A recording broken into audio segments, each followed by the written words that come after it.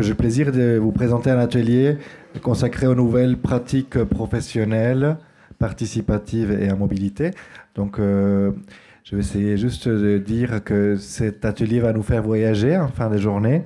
Donc, pour commencer, je vous propose de prêter attention à ce que Natalia Marcela Osorio-Ruiz a à nous présenter. Natalia est doctorante en sciences du langage au sein de l'équipe Praxiling de l'Université Paul Valéry de Montpellier. Et elle va nous parler d'une matinale d'une radio de mon pays natal. Merci beaucoup, Gustavo. Et tout d'abord, remerciements aux organisateurs du GRER et du PRIM. Donc, effectivement, ma communication aujourd'hui s'intitule La proximité physique et symbolique de Caracol Radio, étude de cas de la matinale 6 AM Hoy por Hoy de Colombie. Donc, comme M. Antoine l'a précisé, comme nous le savons tous, la radio est considérée comme le média mobile par excellence depuis sa création. Dès la transmission hertzienne jusqu'à nos jours à travers Internet, nous pouvons avoir accès à ces médias où qu'on soit. Cela concerne dès lors les plans physiques, autrement dit la mobilité du producteur de contenu comme celle de l'auditeur d'un lieu à un autre peut être suivie et accompagnée par la radio. Mais à côté de cette caractéristique physique et fondamentale et complémentaire se trouve celle de la portée relationnelle, dans la mesure où, j'ouvre citation de Forrest Matty, la parole radiophonique renvoie à un pathos au sens de l'influence affective que la voix exerce sur le public. En effet, sa nature sonore, dans sa globalité, permet de tisser des liens avec les auditeurs. Ainsi, la radio accompagne son public, elle assure une présence dans sa quotidiennité. Dans ces médias, la mobilité physique va alors de pair avec la proximité, notamment en termes d'accès à l'information, de sa diffusion, mais aussi de construction du lien entre l'énonciateur et les destinataires. Je vous rappelle que cette construction du lien se réalise ou est proposée dans et par les discours selon les dispositifs d'énonciation de Forrest Matty. Ma communication aujourd'hui s'ancre ainsi dans le deuxième axe proposé pour ce colloque, journalisme mobile. En effet, la recherche de cette proximité implique des procédures de déplacement physique, des partages socioculturels et même d'interactions numériques. Ces proximités se jouent de nos jours de différentes manières. Puisque nous sommes au sein des cross-médias, l'information médiatique est de nature polymorphe et l'empreinte de supports et formats de plus en plus diversifiés. Citation d'Enrico Esmatu 2017. À la radio, cela va du véhicule sonore Princeps, la voix, jusqu'aux vidéos, textes et images que les stations mobilisent sur leur site web et leurs réseaux sociaux. Ces médias, que désormais on peut qualifier comme multimodal, cherchent à s'adapter en permanence en renouvelant ses formats, ses contenus, mais aussi ses liens avec son public. Ils revisitent les modes d'accompagner ces dernières et cette adaptation, on peut la considérer innée à la communication, puisque comme le précise Bayonne en 1989, il n'est pas possible d'isoler la communication d'aucun type de phénomène social. Elle est présente en tous et d'une certaine manière, elle est partie et essence même de la vie en société. Pour cette étude, je vous propose alors de nous concentrer sur la radio en Colombie. C'est un pays très attaché à ces médias. Selon la dernière enquête de consommation culturelle de 2017, réalisée par le département administratif national des statistiques d'année, 63% de la population de plus de 12 ans écoute la radio, dont 59% le fait tous les jours. Dans le pays, la radio connaît de plus l'enjeu de s'adapter aux différentes couches sociales. Comme vous savez, l'Amérique latine est assez marquée par les inégalités sociales. Et même, elle a la mission de les unifier afin d'atteindre une grande partie des citoyens, puisque la radio commerciale, c'est celle qui prévaut en Colombie avec 90% des auditeurs. De fait, citation que vous trouvez en espagnol sur la dépôt, la radio est sans aucun doute un des médias les plus enracinés populairement et un des moyens de cohésion les plus importants dans un pays aussi hétérogène que la Colombie. Mon étude de cas, portant alors sur l'émission 6 AM Hoy por Hoy, concerne la matinale de Caracol Radio. Cette dernière est une entreprise privée née en 1948 qui appartient au groupe espagnol Prisa depuis 2004. C'est une chaîne de radio à diffusion nationale avec un siège principal à Bogota, la capitale du pays, et des sièges dans d'autres villes du pays. La station s'appelle Caracol Radio, nom résultat d'une apocope avec un sens autonome de Cadena Radial Colombiana. Selon les études d'audience, elle occupe la première place au niveau national. Et l'émission informative de la matinale, donc mon objet d'étude précisément, 6 AM, Hoy por Hoy, qu'on pourrait traduire par 6 heures du matin au jour du jour, est l'émission la plus écoutée de la radio colombienne. Depuis 1979, ce programme est diffusé du lundi au vendredi entre 4h et 11h pour une écoute massive de 6h à 9h, ce qui est considéré le gros du programme, et un passage en format radiovisuel à la télévision de 6h à 8h, suite au partenariat mis en place à partir de mars 2017. L'étude de cette émission a fait l'objet d'un travail d'ordre ethnographique et instrumenté à l'aide d'enregistrements audiovisuels en immersion de 3 mois en 2016 et 2017, en mars et juillet 2016 et en août 2017. L'observation participante réalisée au sein de cette émission m'a permis de comprendre le pourquoi des procédures et donc essayer de comprendre la logique de fonctionnement interne.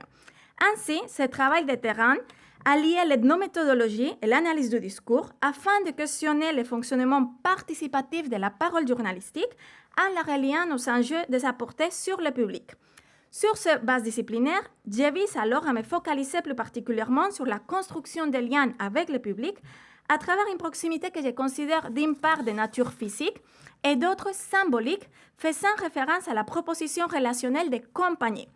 De même, je manque dans la différenciation faite par Fastres et Meyer en 1999 entre la proximité inscrite et celle induite, cette dernière obéissant, et j'ouvre citation, à un travail visant un rapprochement supplémentaire par rapport au stade de la proximité inscrite, ce que les auteurs appelleront proximisation.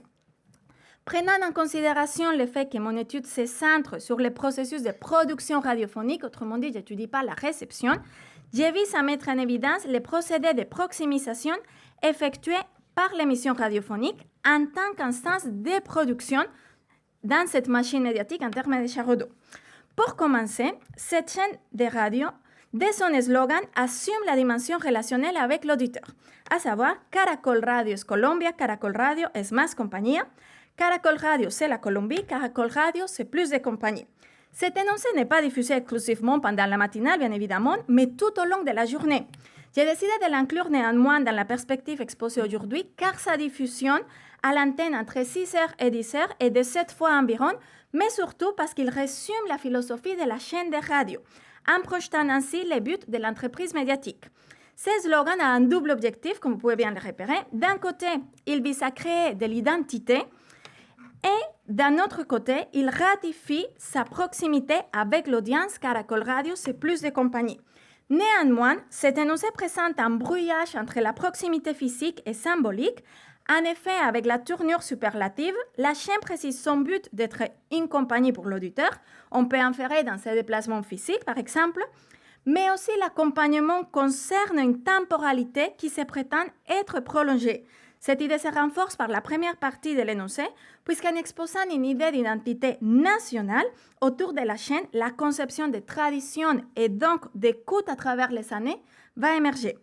En nous focalisant déjà sur la matinale informative, nous pouvons préciser que cet objectif va se voir matérialisé de multiples manières. En premier lieu, cette émission à diffusion nationale inclut 2 sections particulières où la population peut écouter les informations de sa région. D'une part, il y a la section des locales qui présente les informations relatives à chaque ville. Elles sont transmises par ville, c'est-à-dire que l'on coupe la transmission nationale pour passer à une transmission locale ou régionale qui est gérée par les journalistes de différents sièges de Caracol Radio dans le pays. Elles ont une durée de 10 minutes et elles passent à 6h20, 6h50, 7h50, 8h20 et 8h50, donc dans la partie considérée les gros du programme. D'autre part, il y a la présentation des informations nationales dans les rapports des villes. Ces derniers formats diffusent un bulletin informatif avec 1 ou 2 nouvelles des villes les plus importantes du pays. Chaque brève est lue par un des journalistes en studio pour être ensuite développée par les journalistes de terrain eux-mêmes dans les villes concernées. Leurs rapports sont accompagnés de témoins ou de dires de protagonistes. Ainsi, les auditeurs peuvent écouter les informations régionales, mobilisant de la sorte la loi de proximité journalistique au sens géographique. On verra aussi une convocation de la construction de proximité sociale en termes de Grossetti. Celle-ci recouvre à la fois l'espace social selon Sorocan et les dispositions culturelles dans la tradition notionnelle de l'habitus chez Bourdieu, à travers l'élaboration d'identification par l'accent et les expressions langagières qui vont mobiliser tant les journalistes de terrain que les voix des personnes qui sont interviewées. De plus, en reprenant la classification de Fastres-Meyer, cela obéit à une proximisation à dominante subjective où une mise en valeur des traits culturels identitaires a lieu. Mais comme le disaient les auteurs précisément, la séparation de deux types de proximité est uniquement analytique, puisque dans la pratique, qui dit relation de proximité, dit inévitablement interaction entre ceux-ci. Dès lors, on trouve aussi une proximisation objective par laquelle le rapprochement géographique lie davantage les auditeurs à l'émission. Il est important de préciser que la focalisation sur les informations régionales est très valorisée en Colombie puisque nous avons un pays qui est divisé dans 6 régions naturelles. Ce n'est pas des divisions administratives, c'est une division naturelle où chaque région présente une culture propre. En deuxième lieu, cet objectif du programme se voit renforcé par un rapprochement physique faisant appel à la proximité matérielle de Grossetti, donc à une proximisation objective grâce à un rapprochement effectif. De fait, 6am Hoy por Hoy a décidé de réaliser une fois par mois l'émission depuis une autre ville du pays. L'équipe de journalistes qui diffuse d'habitude le programme depuis Bogota part le réaliser dans l'auditorium d'une autre ville du pays. Le choix de l'endroit que vous pouvez l'observer, un exemple sur la diapo, change complètement d'un studio et cela permet au public d'assister à la réalisation de l'émission et d'interagir directement. Pour ce déplacement, le programme réalise une autopromotion quelques jours avant afin d'informer les auditeurs. El noticiero más escuchado de la radio en Colombia llega a Pasto, par exemple. Pasto, c'est une ville au sud du pays. Le journal le plus écouté de la radio en Colombie arrive à Pasto. Cette autopromotion fondée sur les études d'audimat projette l'idée d'une tournée, au même sens que pour un spectacle artistique, avec la tournure finale arrive à Pasto. Ainsi, la notion de déplacement et donc de mobilité est mise en évidence, ce qui met aussi en évidence un changement d'habitude où ce n'est plus le public qui cherche les médias, mais c'est aussi les médias qui vont vers le public. De plus, les contenus de l'émission pour ce jour-là se focalisent principalement sur les nouvelles de la région, mais aussi sur le lieu ou événement à mettre en avant, sur des aspects culturels à remarquer, sur les artistes originaires de la région et sur les histoires de vie des personnes de la ville ou le département. Autrement dit, ce jour-là, il y a une concentration sur ce qui concerne les publics de la région, mais en leur donnant une diffusion nationale, donc d'une certaine manière une vitrine. Le format pour ce jour, même s'il reste informatif, est un peu plus détendu que d'habitude, puisqu'après 8h30, il y a la présence d'un humoriste de la chaîne qui accompagne cette tournée et que d'habitude, il n'est pas présent dans un studio à Bogota. En troisième lieu, depuis 2 ans, le programme a une section nommée En los zapatos de, dans les chaussures de. Dans cette section, un journaliste de terrain va vivre l'expérience d'un métier en particulier, un conducteur de camion, un vendeur de pommes de terre, une aide-soignante de personnes âgées, etc. Et en direct depuis le lieu de travail respectif, il réalise des reportages qui décrivent la quotidianité de ces personnes. Ainsi, une proximité physique vers l'endroit se présente, mais aussi une proximité sociale où un partage de vécu a lieu, ce que nous pouvons considérer comme une proximité expérientielle faisant allusion au partage des expériences peut donc être conçu avec les auditeurs. De plus, ces reportages sont diffusés en simultané à la radio et à la télévision grâce au partenariat établi, contenu audiovisuel qui vient aussi enrichir les réseaux sociaux et les sites web de la chaîne, mettant en avant les recours aux divers formats de diffusion et donc à la polymorphie de la radio aujourd'hui. Ces dispositifs, pour relativement classiques qu'ils puissent paraître, s'inscrivent à mesure en contexte colombien dans un processus global plus large où, j'ouvre citation de Poulain, les auditeurs semblent plus que jamais en demande d'interactivité et de réactivité, domaines dans lesquels les réseaux sociaux sont devenus maîtres. Et pour répondre à ces défis, 6am Hoy por Hoy cherche aussi à créer un rapport direct avec ces plateformes numériques. Elles constituent des dispositifs qui visent à l'omniprésence avec et pour l'auditoire. Ce sont des outils de diffusion pour la chaîne et pour les journalistes. Elles sont aussi un moyen de renforcer l'objectif de la chaîne, de se montrer proche du public, de lui permettre de se sentir pris en compte, puisqu'il mobilise une réelle interaction avec les auditeurs. Cette dernière est mise en évidence sous 3 formes principalement: la réception des commentaires ou de photos envoyées par des auditeurs, la transmission de leurs questions aux invités ou aux autres journalistes et la prise en compte de leur participation dans les sondages, principalement par Twitter et Facebook. Autrement dit, de cette manière, l'instance réceptrice, à son tour, assume un rôle participatif, voire de production de contenu, même s'il reste à préciser que l'interaction numérique en Colombie de la part des auditeurs reste encore très limitée. De même, l'ère numérique fait évoluer les pratiques journalistiques.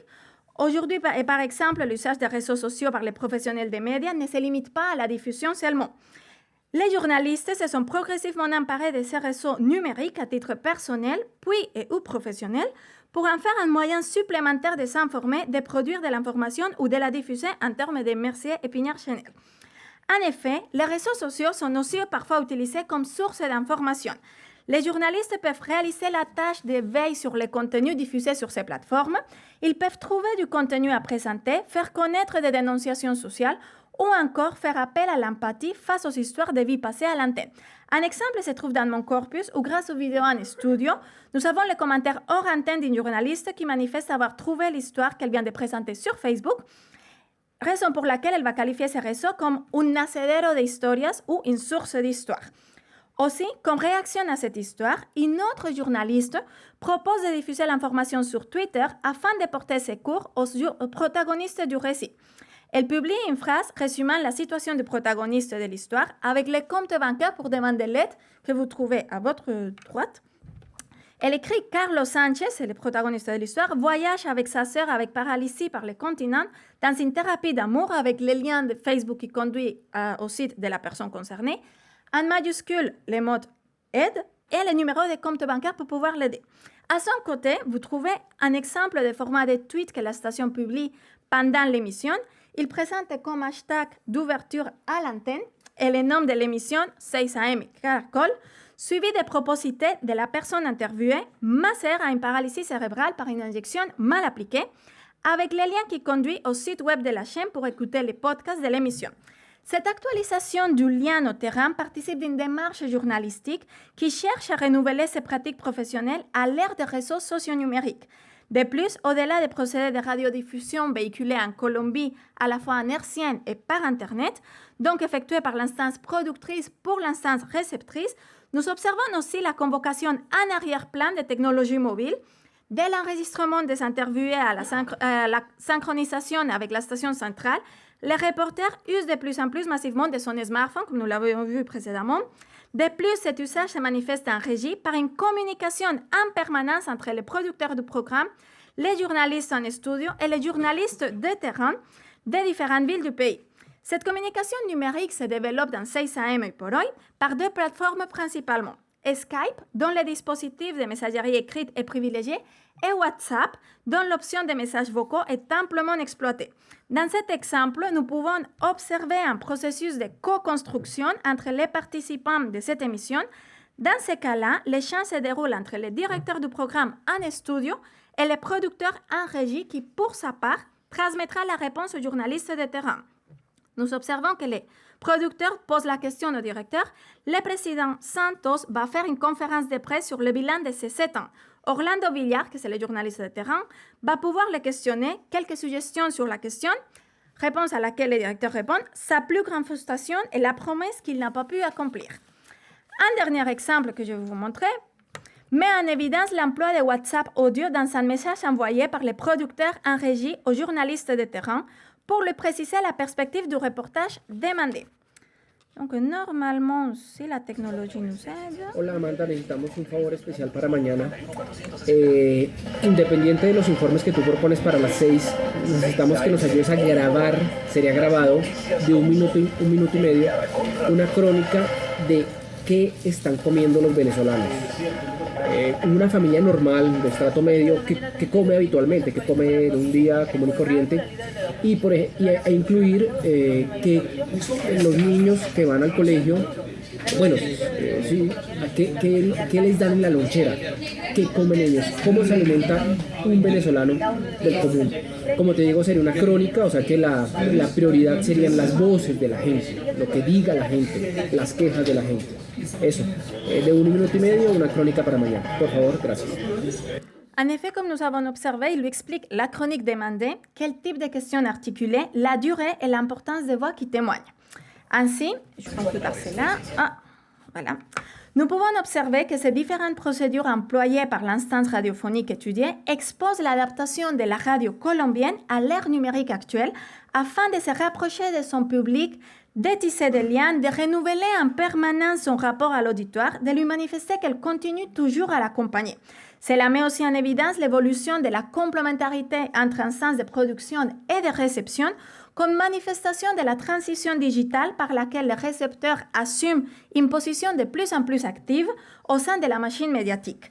En de conclusion, il me semble pertinent de rappeler que la notion de mobilité aujourd'hui ne se limite pas au plan physique, puisque dans la constitution de la société actuelle, dans son fonctionnement même, l'idée d'accompagnement, d'être avec ou à côté de l'autre brise les frontières géographiques si longtemps déterminantes.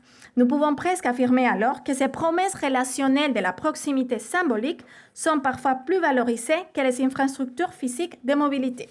Et je vous remercie de votre attention.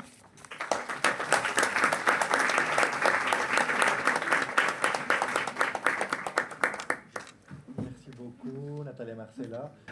Maintenant, donc, nous avons le plaisir d'écouter la présentation de Marta Ramona Noatianu, donc, qui va, elle, nous présenter une étude comparative de l'offre de podcasts en France et en Roumanie.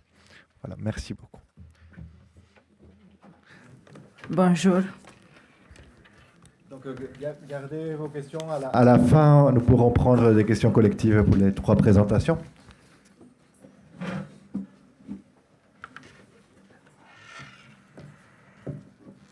C'est celui-là, n'est-ce pas? Ah non, non, non, non. C'est pas ça. Si. En français.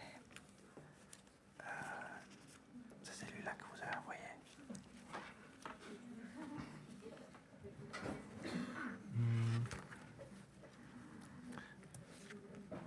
Je pense qu'il est... Attendez, je vais voir s'il est là.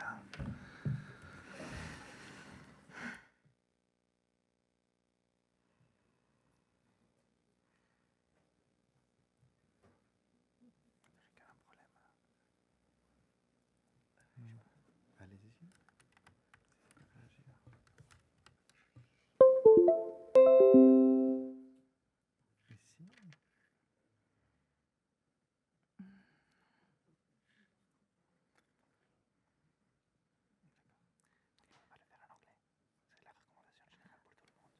Non, parce que... Vous parlez en français et l'image est en anglais. C'est ce que tout le monde a fait. Parce que en français, je veux un peu trop. Mais c'est juste que... Alors... Vous l'avez vu? Radio mobilité.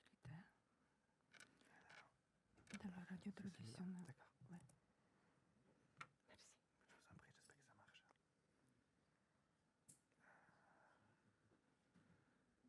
Alors, elle est là. D'accord, ok. Tout va bien. Merci.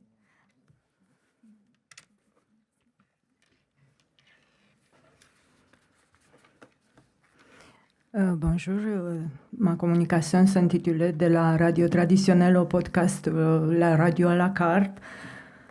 Alors, parler de podcast dans les médias aujourd'hui, c'est comme parler vidéo il y a quelques années.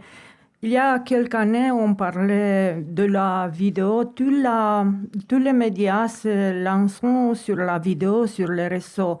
Maintenant, c'est le podcast et tout le monde essaie de se positionner là-dessus.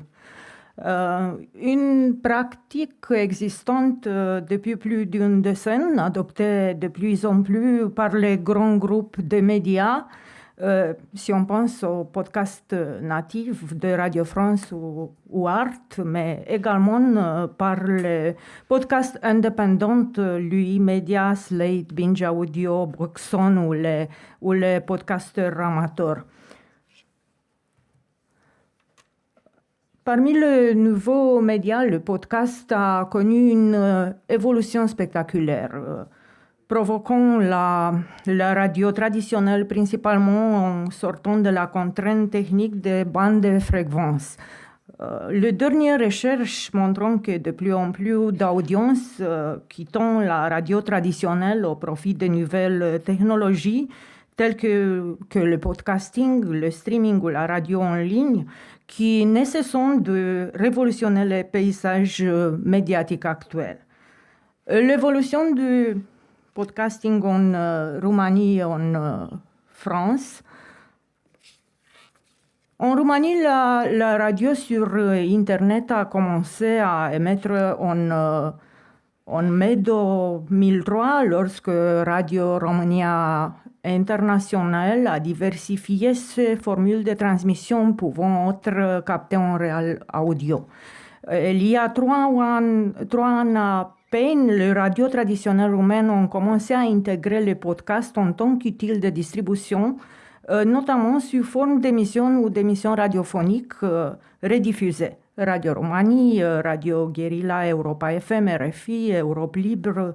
Pour le moment, ces radios ne font que transposer les contenus des émissions déjà diffusées dans l'éther sur des plateformes dédiées telles que Mixcloud, Soundcloud ou sur les propres sites. Comme elles ne contiennent pas de nouveaux contenus, on pourrait dire que la radio traditionnelle en Roumanie reste une radio glacée, comparée aux podcasts natifs nés directement dans le numérique. La radio publique roumaine est une exception. En 2018, à l'occasion du centenaire, elle a produit un podcast en série avec son propre contenu différent du replay, la première sitcom roumaine sur la naissance du théâtre radiophonique en 11 épisodes.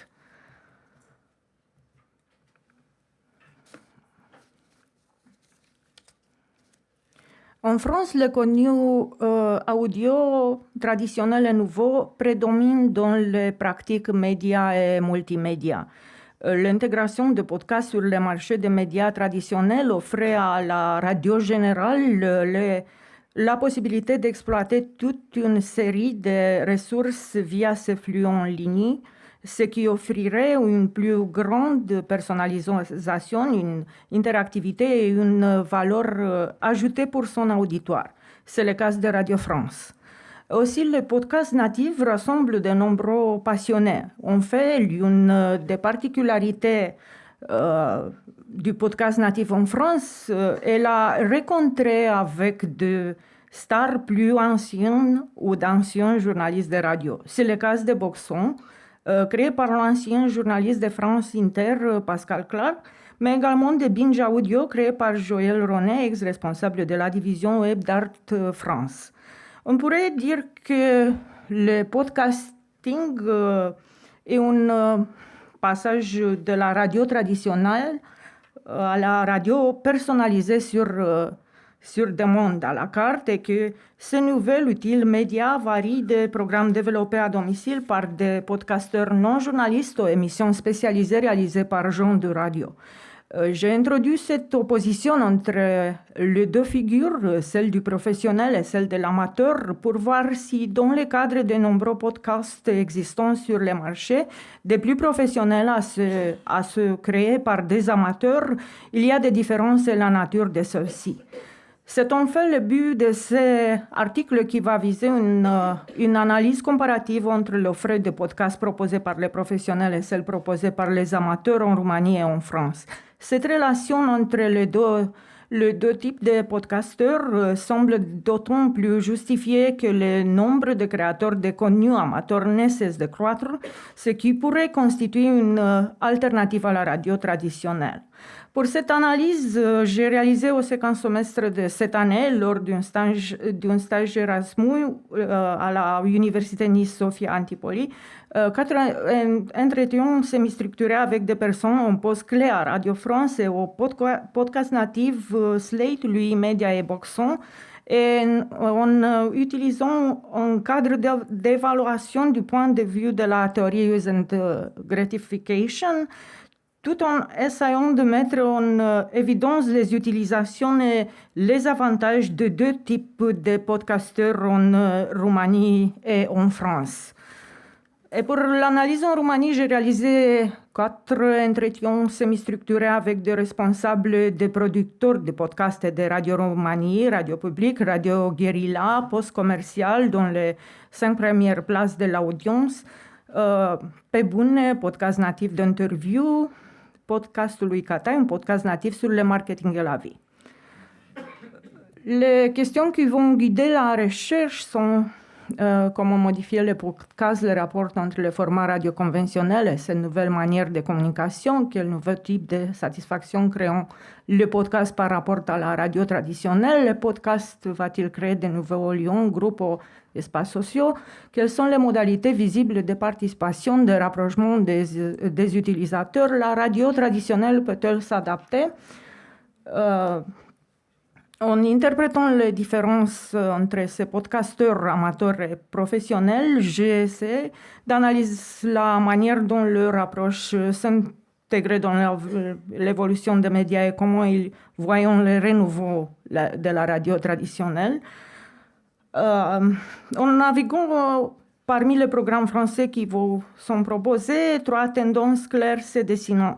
Il y a tout d'abord les programmes qui ont plus de la radio de rattrapage mise en ligne par les stations 88% des contenus les plus populaires sur iTunes, avec certains acteurs comme Radio France qui communiquent régulièrement le nombre de téléchargements de leurs émissions. Puis viennent d'autres podcasts produits par des sociétés telles que Binge ou Les Nouvelles Écoutes, suivis enfin de contenus créés par des tiers en dehors de toute structure, souvent en amateur. Même s'ils savent produire de bons contenus à l'écrit, la plupart podcasts réalisés par des amateurs n'adaptent au code de l'audio, au format du podcast et n'attachent pas beaucoup d'importance l'oralité au microphone, à la diction spécifique à ce format.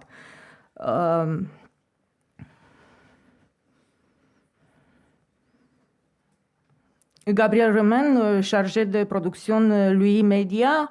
La première, c'était quelle est la relation avec les podcasteurs amateurs. Donc nous, c'est très différent ce qu'on fait parce qu'on est vraiment une société de production. On produit des contenus professionnels, que ce soit en notre nom ou pour des marques ou des entreprises. Donc, on n'a pas du tout de relation avec les podcasteurs amateurs, c'est-à-dire qu'eux, ils produisent souvent, dans la très grande majorité des cas, à titre gratuit, des contenus. Ils les produisent seuls. Il n'y en a aucun, à ma connaissance, en tout cas des Français, qui vont dans des studios d'enregistrement, qui font appel à des musiciens, en tout cas qui payent ces musiciens, qui font appel à des illustrateurs, ou en tout cas qui rémunèrent ces illustrateurs, etc. Donc voilà, pour moi, c'est un peu... c'est 2 choses très différentes. Après, on pense que c'est super qu'il y ait plein de gens qui fassent plein de podcasts amateurs et pas amateurs. Ça crée une effervescence sur la scène du podcast francophone, du podcast natif francophone, et ça, c'est vraiment super. Et je pense qu'il y a des gens qui commencent par faire des podcasts amateurs et qui vont finir par faire du podcast professionnel, comme on peut le voir avec des gens sur YouTube qui ont fait des contenus amateurs et puis après qui rentrent dans des sociétés de production, etc. Nous, à Louis Média, on n'a pas de relation avec eux, mais je pense qu'il y a d'autres studios de production, comme Nouvelles Écoutes, par exemple, qui a fait rentrer chez eux des gens qui faisaient de l'amateur et qui les ont professionnalisés, entre guillemets. Nous, c'est pas notre cas à Louis Média, mais je dis pas que ça n'existe pas. Quelles possibilités d'interaction? Nous, on a nos mails qui sont ouverts, on a une adresse générique, hello@louismedia.com, qui est sur notre site internet. Les gens nous écrivent, ils écrivent à cette adresse, puis après on fait suivre aux gens qui sont dans les émissions. Puis on a des comptes Instagram, Facebook, Twitter, et on répond à tous les auditeurs qui nous écoutent. On a aussi fait des séances d'écoute en public, par exemple Émotion a eu plusieurs séances d'écoute, où après il y a des questions-réponses. Et c'est quelque chose qu'on aimerait avoir l'occasion de refaire avec nos auditeurs. C'est vraiment des moments de rencontre et d'échange. Voilà, l'intégration des podcasts sur le marché des médias traditionnels offrait à la Radio Générale la possibilité d'exploiter toute une série de ressources via ces flux en ligne, ce qui offrirait une plus grande personnalisation. C'est le cas de Radio France qui, selon la rédactrice en chef de France Bleu Azur, Laure Deboyot, diversifie fréquemment son offre éditoriale et combine de nouveaux usages. Je pense que aujourd'hui, nos formats vont pas évoluer très rapidement là dans les mois qui viennent, mais dans un avenir assez proche finalement, je pense qu'il faudra réfléchir à des formats longs. Pourquoi ? Parce que je crois qu'aujourd'hui, l'auditeur et plus globalement le consommateur d'informations, quel qu'il soit, quels que soient les supports, a besoin de décryptage. Il y a 2 ans, on a réduit les formats des interviews d'actualité factuelle et à côté de ça, nous avons augmenté les formats des reportages qui explicatifs, aller chercher pourquoi, voilà, c'est ça, décrypter l'information. Donc on a des formats sur des éditions du matin, des fois qui vont jusqu'à 4 minutes, c'est long pour le matin.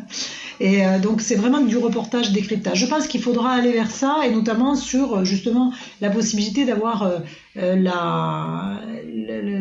téléchargement nous permet de faire ça, parce que une personne, si elle a envie d'écouter un décryptage sur une info ou un débat ou quelque chose de construit sur 1h30, elle va trouver 1h30 dans sa journée, et elle va se mettre en condition pour écouter une émission. Et ça, c'est important, parce que le podcast nous apporte ça, c'est-à-dire qu'il peut nous apporter des émissions avec des formats beaucoup plus longs, puisqu'on peut choisir l'heure à laquelle on les écoute. Et donc ça veut dire qu'on est dans de bonnes conditions pour écouter. On n'est pas obligé le matin, quand on court après les enfants, on habille, on se brosse les dents, etc. Si en plus il faut s'écouter une émission posée, etc., c'est pas simple. Donc je crois que ça, ce sont des paramètres qu'il faut qu'on prenne en compte, et que dans un avenir relativement proche, on puisse proposer des formats peut-être plus longs, notamment pour le téléchargement. S'il y a un appétit pour le podcast en France, le format n'est définitivement pas aussi porté en Roumanie. Des tentatives ont vu le jour, mais très peu ont pu permettre une professionnalisation de l'activité. Plusieurs podcasteurs indépendants roumains s'entendent pour dire qu'il est pour l'instant c'est impossible d'en vivre. En outre, il est difficile de savoir si les podcasts sont bien suivis ou non, car aucune entreprise de recherche ne propose de telles mesures.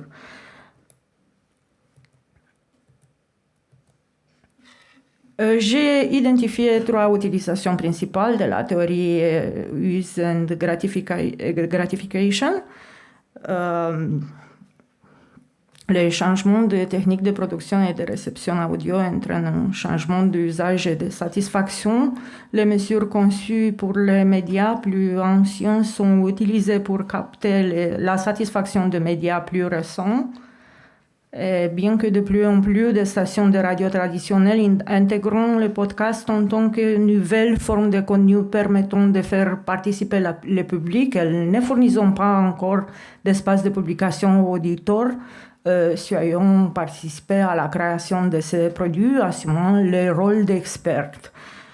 En effet, le podcast est en train de changer le mode de consommation de la radio traditionnelle, qui devrait non seulement informer, éduquer ou divertir, mais aussi provoquer l'échange, être interactif. La hiérarchie traditionnelle, qui est importante, continue de fonctionner, mais doit intégrer une nouvelle forme de relation avec les auditeurs plus informelle et axée sur les récepteurs. Le résultat de l'analyse montrant que les podcasteurs professionnels et amateurs se concentrent sur la fidélisation et l'interaction du public en utilisant notamment les sites web et les réseaux sociaux pour recevoir les commentaires des auditeurs et faciliter les discussions. Cependant, certains journalistes et directeurs de radio, et en particulier des chaînes publiques, sont encore assez conservateurs dans leur pratique novatrice. Si dans le cas des podcasteurs amateurs, l'interaction avec le public dépasse souvent le cadre en ligne à travers des événements organisés en dehors des studios, dans des environnements non conventionnels, dans le cas des radios traditionnelles, en particulier roumaines, on ne peut pas en dire autant, celles-ci n'étant pas encore parfaitement adaptées aux besoins du public. Une raison possible pourrait être qu'elles ne connaissent pas très bien leur public, car contrairement à la France, où des recherches sont effectuées qui analysent tous les usages de l'audio numérique, en Roumanie, les seules études ont porté sur l'audience générale en FM, réalisée par l'Association pour l'audience radio. Par conséquent, une meilleure connaissance du public pourrait peut-être influencer les comportements futurs de ces radios traditionnelles. Et pour être compétitive, l'industrie de la radio devra probablement repenser sa place sur le marché en se considérant comme partie d'une expérience médiatique capable de rivaliser avec d'autres options d'écoute parallèles ou complémentaires à celles traditionnelles. Par conséquent, la radio traditionnelle peut également avoir besoin de converges offrant au public un contenu pertinent à la carte, ainsi que la possibilité d'un journalisme participatif. Une solution pour les radios traditionnelles dont l'audience reste modeste pourrait, par exemple, devenir un leader des pratiques d'écoute sur demande. Je vous remercie.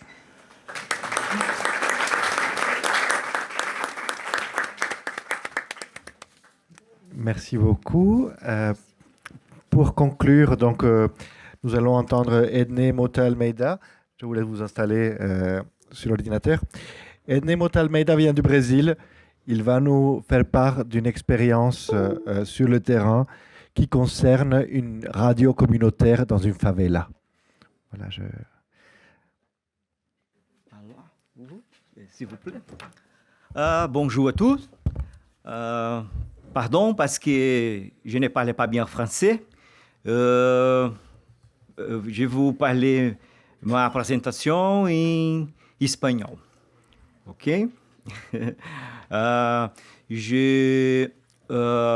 Merci beaucoup à l'organisation du colloque, à Pascal, au Grère, Jean-Jacques Cheval. Merci beaucoup et merci beaucoup à tous pour la compréhension et patience. Alors, je suis un Brésilien perdu en tour. Voilà. Bon, la technologie et radio comunitaria, elle use de Internet como estratégia para superar os obstáculos del alcance de las ondas sonoras.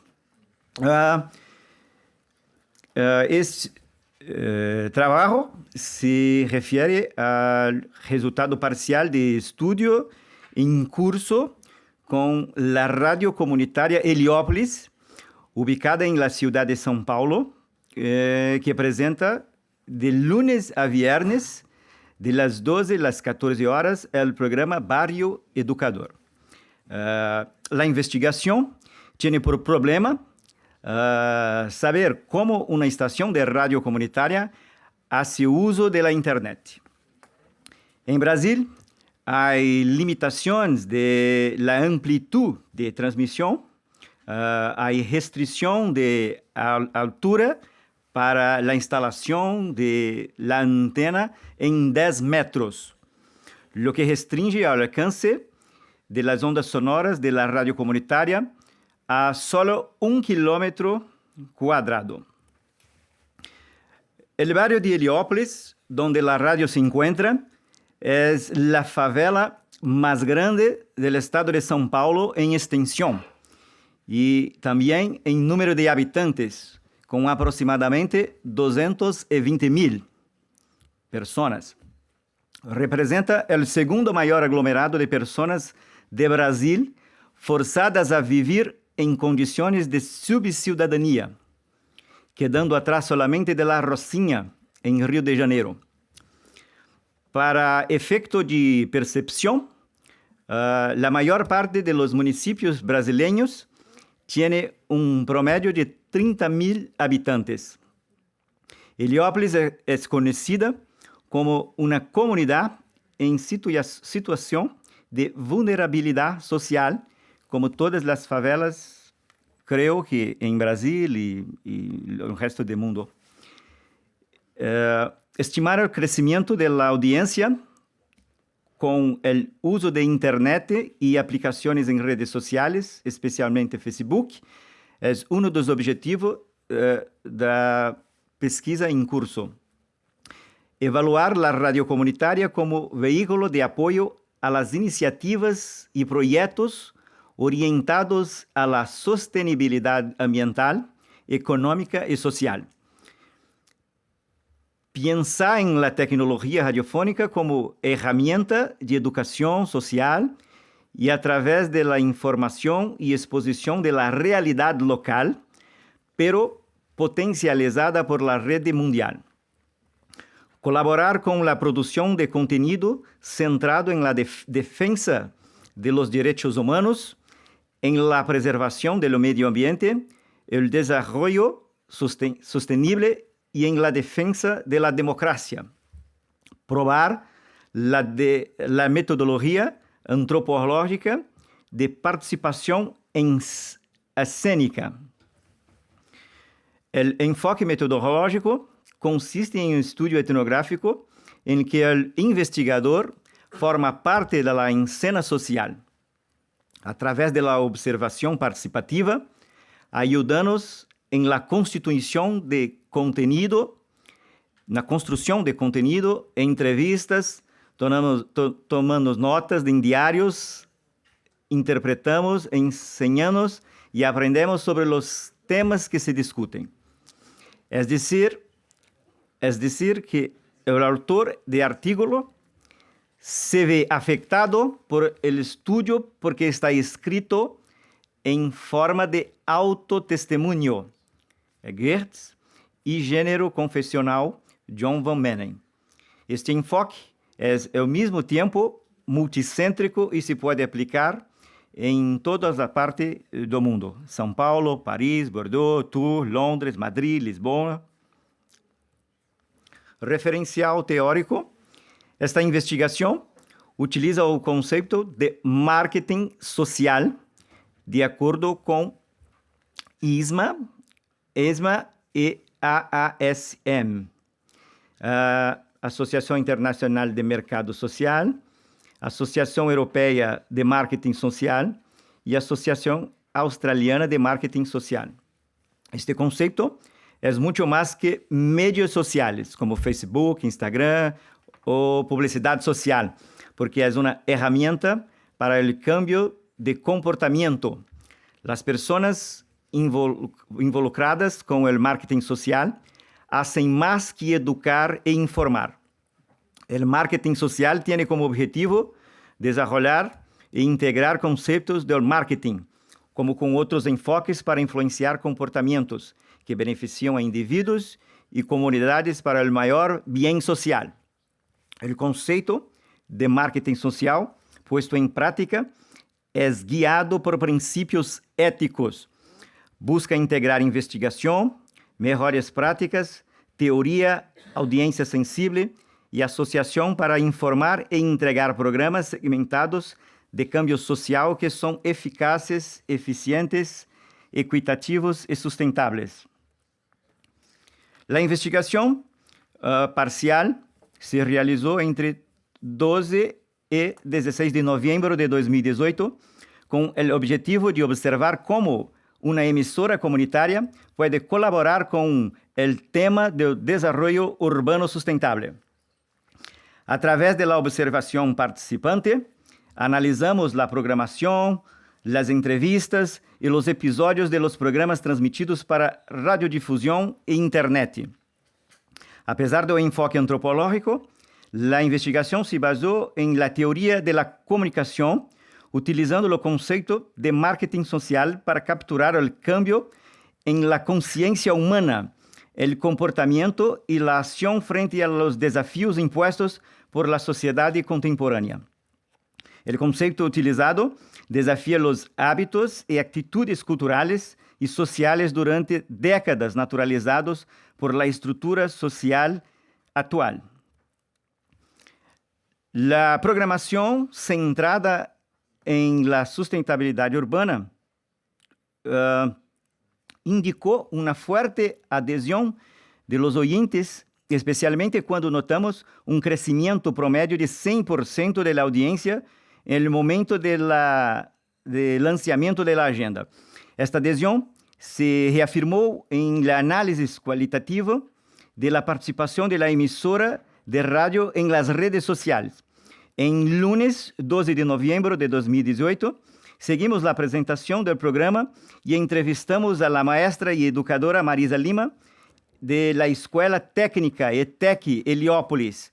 Ela estuvo presente en los estudios de la radio con 6 de sus estudiantes para hablar sobre la importancia de una alimentación saludable para la buena salud y para la calidad del desarrollo humano en todas las etapas de la vida.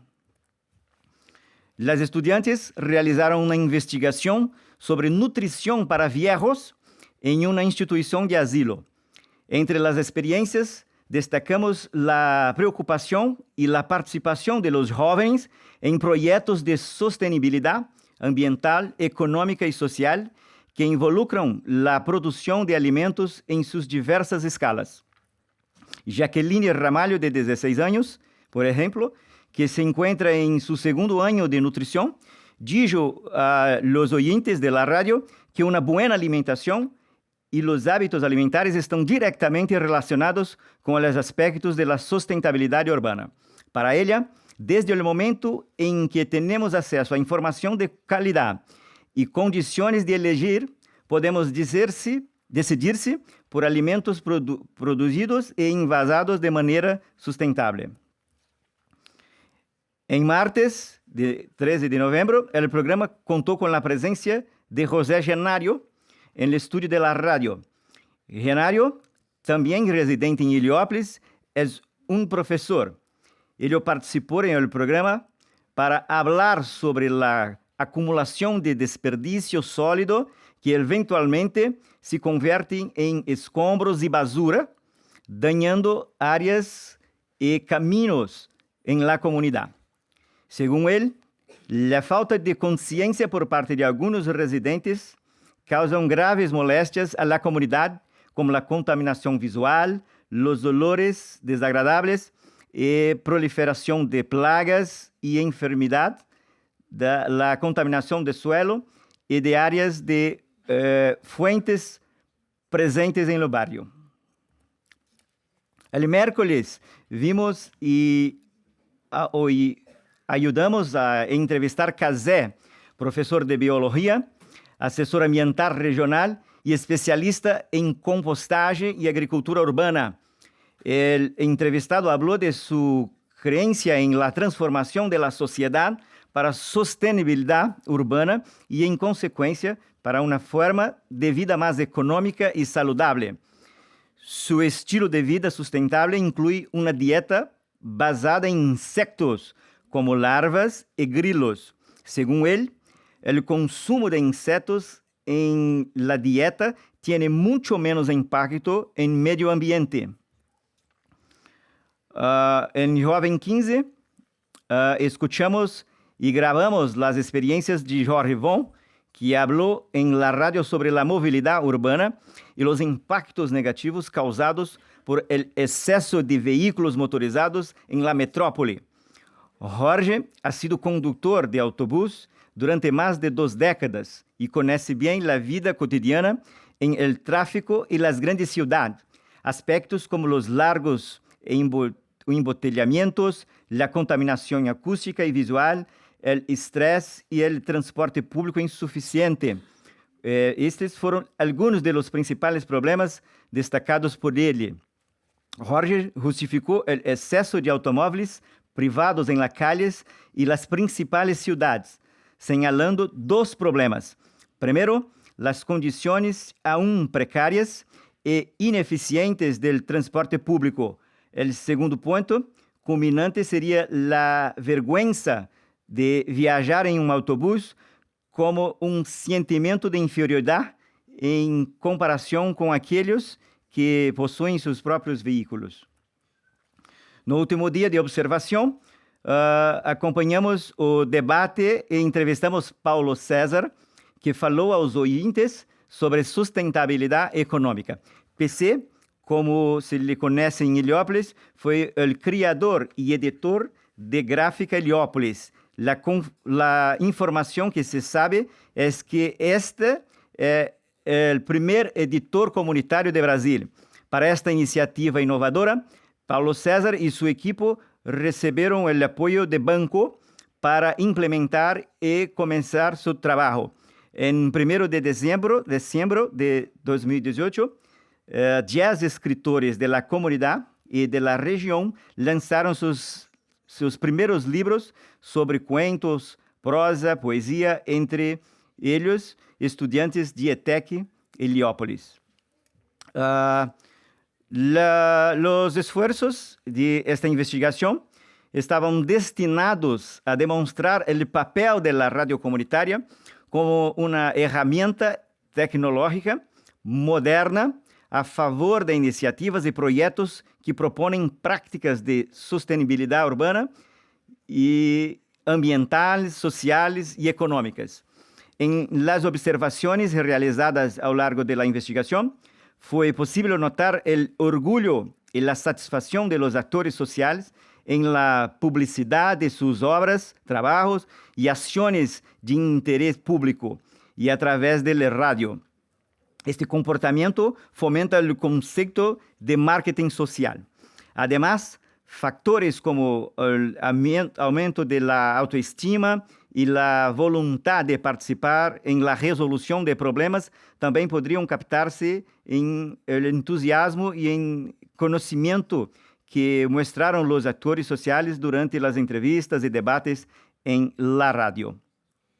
Durante a semana onde se realizou a investigação, o programa Barrio Educador, que possuía alcance promédio de 500 pessoas, saltou a promédio de 1.000 internautas, quando se trata de sustentabilidade. O programa, que chegou ao maior número de pessoas em la página Facebook, com 2.959 oyentes, foi a entrevista com Jorge Von, hablando sobre a mobilidade urbana. Además, a gravação do programa obteve 509 visitas. José Genário, que discutiu o tema de acumulação de resíduos sólidos e o problema da basura em la comunidade, registrou 1.285 internautas através das redes sociais Facebook. As entrevistas registradas em la rede social nos permitem afirmar o interesse em el tema de la sustentabilidade. Además, o estado de ânimo percebido por los atores entrevistados, assim como a influência expressiva do número de ouvintes, indicam uma margem significativa de possibilidade para o campo da rádio, associado com as novas tecnologias, para permitir profundas transformações sociais em benefício da comunidade local. Gracias, obrigado, merci beaucoup à tous.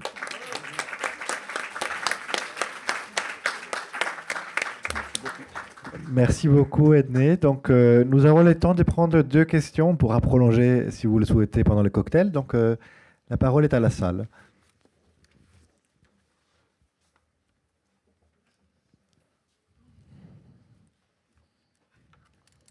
Fatigué.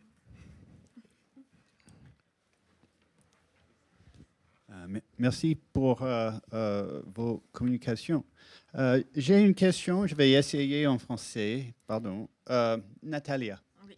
J'étais fasciné par l'idée de proximisation. Voilà. Et je pensais que, bien sûr, on peut faire une enquête sur l'espace national en Colombie, mais est-ce que c'est possible aussi que la proximisation existe dans le mode de l'Internet? Donc, avez-vous pensé d'une théorisation que peut inclure le monde numérique en plus et quelles sont les conséquences pour le modèle que vous employez? Oui, merci beaucoup pour la question. Oui, en effet, la proximisation, elle inclut dans le déplacement physique, la notion physique de proximité, mais aussi ça va prendre en compte tous les partages socioculturels. Donc, c'est pour ça qu'on fait appel aux facteurs ou aux traits identitaires. C'est pour ça que la région ou la prise en compte des régions est si importante, mais aussi l'interaction numérique, parce que la proximisation, c'est tout ce travail qui va réaliser l'instance de production, donc dans notre cas, l'émission de radiophonique ou la chaîne en général, pour mettre en avant ou pour montrer qu'il y a un lien entre les auditeurs et les producteurs du programme. Donc l'idée, c'est de montrer qu'il y a vraiment une relation, donc c'est une relation de proximité. Donc on est vraiment à côté, et pour cela, aujourd'hui, les réseaux sociaux et tous les dispositifs numériques, parce que c'est aussi à travers les sites web, vont nous permettre de montrer cette idée d'omniprésence. On est avec l'auditeur tout le temps et pour l'auditeur aussi. C'est pour ça qu'il peut venir nous chercher au moment où il le souhaite. Donc, on met à disposition les podcasts.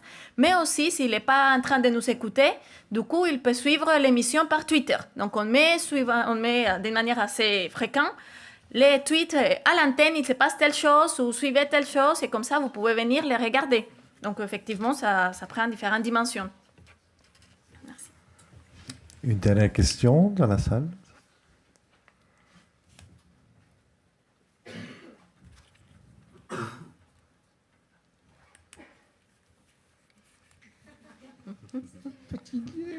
Fatigué. On va clore, donc je répète, on applaudit je vous donne une information, on applaudit déjà nos invités, merci beaucoup. Merci.